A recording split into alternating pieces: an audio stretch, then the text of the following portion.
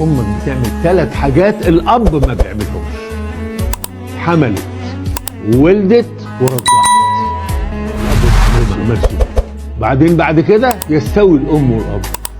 ابوك بيصرف عليك، امك ممكن تصرف عليك. ابوك بيوكلك، امك ممكن توكلك. انما الام حملت ووضعت ورضعت. امك ثم امك ثم ده مش تاكيد، ده الرسول بيقول 3 حاجات ما حدش عملها.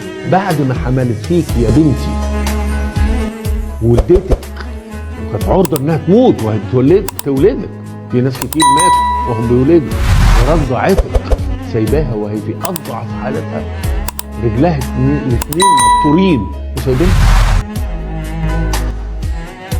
يعني انا كل اللي طالبه مني طبعا مهما كنتوا انتوا اقول لكم قلب، كل اللي طالب منكم راجعوا نفسكم. يوم القيامه ذكر مرتين في القران، ذكر مرتين قريبين قوي لبعض. يوم يفر المرء ذكر. يفر يعني ايه؟ يعني بجري بهرب.